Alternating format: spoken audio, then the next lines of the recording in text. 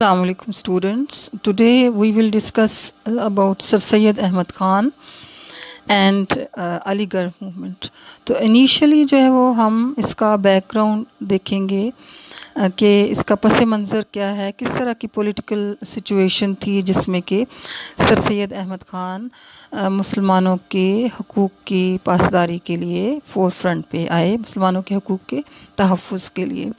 تو 1857 کی war of independence میں ناکامی کے بعد مسلمان قوم کو تباہ کرنے میں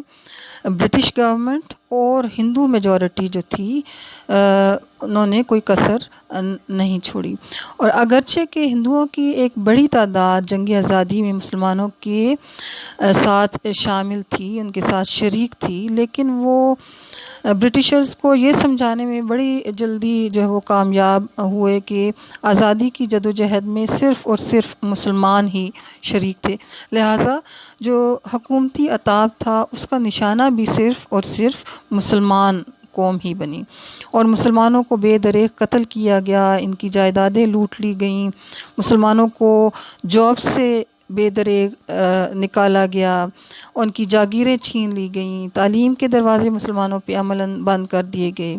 مسلمانوں کو اکنامیکلی اور سوشلی بری طرح سے سپریس کیا گیا، مساجد اور مدرسوں کو بند کر دیا گیا. تو مسلمان اوور آل ایک تباہ حال قوم بنا دی گئی. اور بہت سارے جو انگلش رائٹرز ہیں، انگلش آتھرز ہیں، انہوں نے خود اس ساری سچویشن کے بارے میں اپنی جو بکس ہیں وہاں پہ اسی طرح کی سملر جو سٹوریز ہیں وہ نریٹ کی ہوئی، جیسے کہ ولیم ہنٹر نے کہا کہ مسلمان ہونا جرم قرار پایا، مسلمانوں کی جائیدادیں اور جاگیریں ہندوؤں اور سکھوں میں تقسیم کر دی گئیں. اسی طرح سے لارڈ رابرٹ جو ہیں وہ کہتے ہیں کہ میرا گزر دہلی کے چاندنی چوک سے ہوا تو ہر جانب لاشوں کے انبار لگے ہوئے تھے. اور اسی طرح کی سملر ٹائپ آف سٹوریز جو ہیں وہ بہت سارے جو برٹش رائٹرز ہیں، برٹش آتھرز، انہوں نے اپنی بکس میں نریٹ کی ہوئی ہیں. اور خود جو ہے وہ سر سید احمد خان نے بھی اس بارے میں لکھا کہ کوئی بلا آسمان سے ایسی نہیں اتری تھی جس نے زمین پر پہنچنے سے پہلے کسی مسلمان کا گھر نہ ڈھونڈا ہو. تو یہ سارے اس طرح کی پولیٹیکل سچویشن تھی کہ آفٹر وار آف انڈیپینڈنس 1857 میں مسلمانوں کو واحد ذمہ دار قرار دیا جا رہا تھا. ہندو جو ہے وہ بڑی کامیابی کے ساتھ جو ہے وہ مسلمانوں کے اوپر ساری کی ساری ذمہ داری ڈال کے خود بری ذمہ ہو گئے تھے، اور مسلمان ہی سارے کے سارے عتاب کا شکار تھے، اس کا نشانہ بن رہے تھے. اور اس کی ایک وجہ یہ بھی تھی کہ کیونکہ سنس 712 محمد بن قاسم کی آمد کے بعد سے اب تک 1857 تک کسی نہ کسی فارم میں یہاں پہ مسلم جو ہے وہ رول رہا تھا، مسلمان کسی نہ کسی فارم میں یہاں پہ انتھرون رہے تھے. اور اب مسلمانوں کے لیے یہ ایک بہت بڑا میجر چینج تھا، جبکہ دوسری طرف جو ہندو تھے ان کے لیے یہ جسٹ چینج آف رولرز تھا کہ وہ پہلے انڈر جو ہے وہ مسلم رولرشپ تھے اور اب وہ انڈر برٹش رول جو ہے وہ آگے تھے. تو مسلمانوں کے لیے ایک میجر چینج تھا، اور برٹشرز ان کو ولنگلی اس لیے بھی سپریس کر رہے تھے کہ ان کا خیال تھا کہ اگر مسلمان پولیٹیکلی ایجوکیشنلی جو ہے وہ اور ان کے اندر اگر پولیٹیکل اویئرنیس آ جاتی ہے، کانشیسنیس آ جاتی ہے، ایجوکیشنلی وہ اپلفٹ کر جاتے ہیں، تو وہ کہیں کھویا ہوا اقتدار واپس لینے کے لیے کوششیں نہ کریں. لہٰذا ان کو جان بوجھ کے پسماندہ رکھا گیا ہر لحاظ سے. ساری صورتحال میں اللہ تعالیٰ نے مسلمانوں کے تحفظ کے لیے سر سید احمد خان کی شکل میں ایک عظیم رہنما بھیجے، اور آپ نے برِ صغیر میں ایک بہت بڑی تحریک کا آغاز کیا مسلمانوں کے لیے.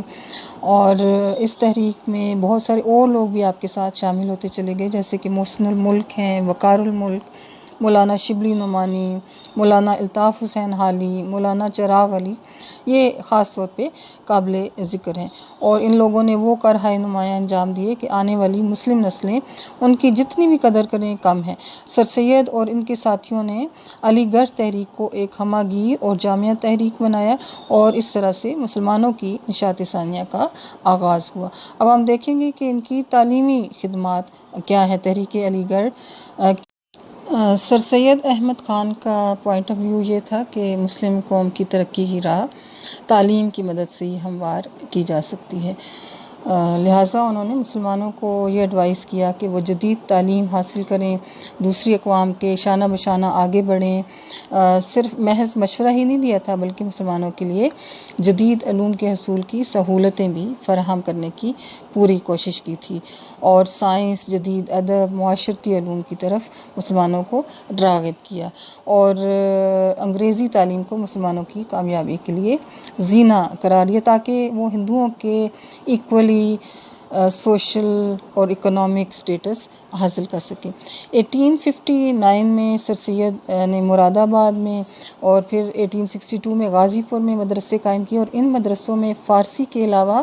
انگریزی زبان اور جدید علوم پڑھانے کا بھی انتظام کیا گیا تھا۔ 1875 میں انہوں نے علی گڑھ میں ایم اے او ہائی اسکول کی بنیاد رکھی، جو کہ بعد میں آفٹر 2 ایئرس جو ہے وہ ایم اے او کالج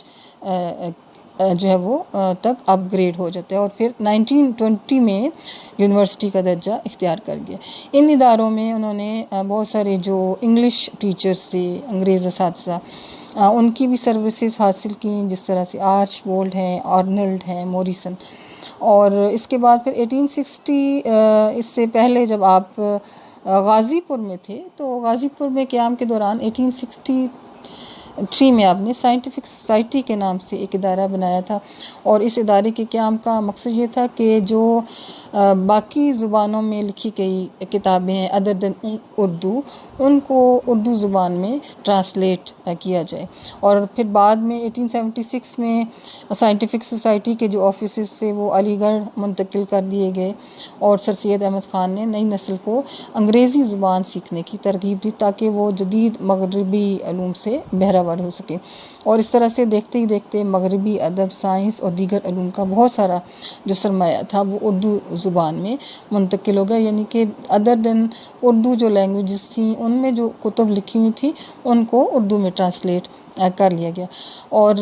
اسی وجہ سے سوسائٹی کی یہ جو سروس تھی اس کی وجہ سے اردو زبان کو بہت زیادہ فروغ ملا، بہت زیادہ ترقی ہوئی۔ 1886 میں سر سید احمد خان نے محمدن ایجوکیشنل کانفرنس کے نام سے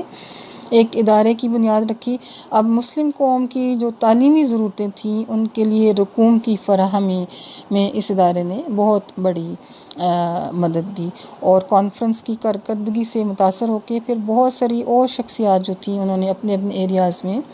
تعلیمی سرگرمیوں کا آغاز کیا، جس طرح لاہور میں اسلامیہ کالج تھا، کراچی میں سندھ مدرسہ تھا، مسلم مدرسہ، پشاور میں اسلامیہ کالج، اور کانپور میں حلیم کالج کی بنیاد رکھی گئی، اور محمدن ایجوکیشنل کانفرنس مسلمانوں کے سیاسی، ثقافتی، معاشی اور معاشرتی حقوق کے تحفظ کے لیے کوشاں رہی۔ اب یہ جو سائنٹیفک سوسائٹی تھی اس کے پلیٹ فارم سے ایک رسالہ بھی نکلتا تھا، جرنل تہذیب الاخلاق، اور اس کی خاص بات یہ تھی کہ اس میں 2 کالم جو ہے وہ ایک دوسرے کے پیرالل، ایک اردو زبان میں ہوتا تھا اور ایک انگلش، تاکہ آئدر لینگویج کے جو ریڈرز ہیں وہ اس سے مستفید ہو سکیں۔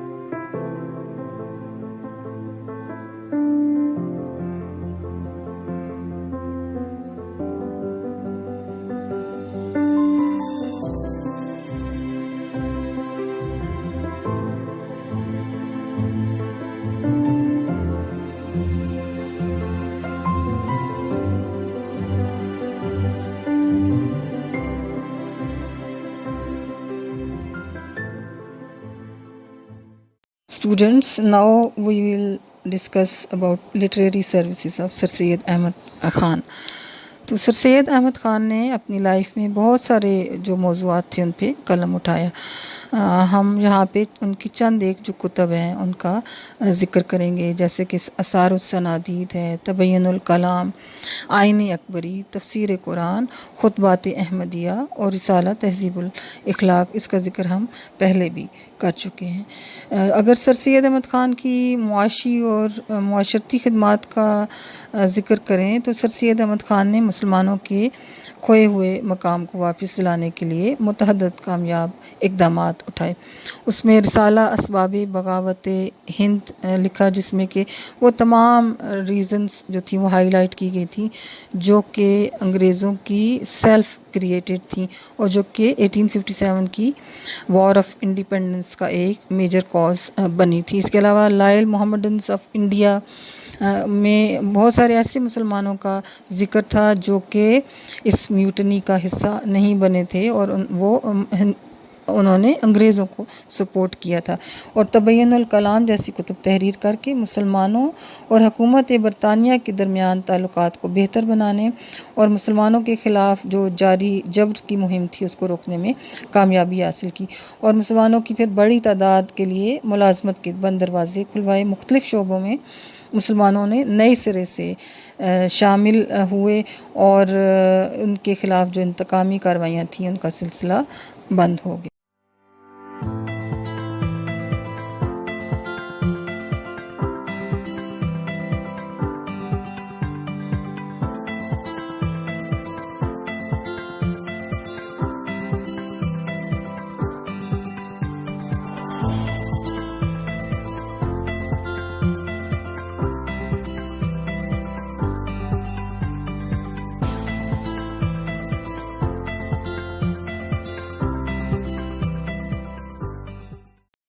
اسٹوڈنٹس، اگر ہم سر سید احمد خان کی سیاسی خدمات کا ذکر کریں تو آپ نے مسلمانوں کو مشورہ دیا تھا کہ سیاست سے دور رہتے ہوئے اپنے تمام تر جو توجہ ہے وہ تعلیم کے حصول اور معاشی اور معاشرتی طور پر بحالی پر دیں تاکہ وہ ہندوؤں کے برابر مقام حاصل کر سکیں. سر سید ہندو مسلم اختلافات کو ختم کر کے تعاون اور اتحاد کی راہ اختیار کرنے کے بھی حق میں تھے اور انہوں نے دونوں قوموں کو ایک دوسرے کے قریب لانے کی بھی مسلسل کوششیں کی. اپنے تعلیمی اداروں میں ہندو اساتذہ جو ہے وہ بھرتی کیے اور ہندو طلباء کو بھی داخلے دیے. ہندوؤں نے اردو کے مقابلے میں ہندی کو سرکاری دفاتر کی زبان کا درجہ دلوانے کی جب کوششیں شروع کی 1867 میں اردو ہندی تنازع نے سر سید کو بدل دیا. مینس کہ ان کی جو سوچنے کا انداز تھا وہ چینج ہو گیا اور انہوں نے پھر صرف اور صرف مسلمانوں کے حقوق کے تحفظ کے لیے اپنی تحریک کے ذریعے کام کیا. اور زبان کا تنازع سر سید کی سوچ اور عمل کو بدل گیا اور انہوں نے دو قومی نظریہ کی بنیاد پر بر صغیر کی سیاسی مسائل اور جو دیگر مسائل ہیں ان کے حل کی تلاش کا فیصلہ کیا. اور سر سید کی سیاسی حکمت عملی کی بنیاد جو تھی وہ دو قومی نظریہ پر تھی. سر سید نے مسلمانوں کو ایک الگ قوم ثابت کیا اور حضرت مجدد الفسانی اور شاہ ولی اللہ کے افکار کو آگے بڑھایا. دو قومی نظریہ کی اصطلاح سر سید نے ہی سب سے پہلے استعمال کی تھی اور انہوں نے کہا کہ مسلمان جداگانہ ثقافت، رسم و رواج اور مذہب کے حامل ہیں اور ہر اعتبار سے ایک مکمل قوم کا درجہ رکھتے ہیں. مسلمانوں کی علیحدہ قومی حیثیت کے حوالے سے سر سید نے ان کے لیے لوکل کونسلز میں نشستوں کی تخصیص چاہی، اعلیٰ سرکاری ملازمتوں کے لیے کھلے مقابلے کے امتحان کے خلاف مہم چلائی، اکثریت کی مرضی کے تحت قائم ہونے والی حکومت والے نظام کو ناپسند کیا اور انہوں نے مسلمانوں کی علیحدہ پہچان کروائی اور دو قومی نظریہ کی بنیاد پر ان کے لیے تحفظات مانگے. سر سید جو تھے وہ مسلمانوں کو سیاست سے دور رکھنا چاہتے تھے، اسی لیے انہوں نے جب 1885 میں ایک انگریز A.O. ہیوم کی کوششوں سے آل انڈیا نیشنل کانگریس قائم ہوتی ہے تو اس سے مسلمانوں کو دور رکھنے کی نصیحت کی. اور بعد میں ہونے والے واقعات جو تھے انہوں نے بھی سر سید کی پالیسی کی افادیت کو ثابت کر دیا اور ان کو بجا طور پر پاکستان کے بانیوں میں شمار کیا جاتا ہے. اور مولوی عبدالحق جو ہیں انہوں نے سر سید کی قومی اور سیاسی خدمات کے حوالے سے لکھا ہے کہ کسرِ پاکستان کی بنیاد میں پہلی اینٹ اسی مرد پیر نے رکھی تھی.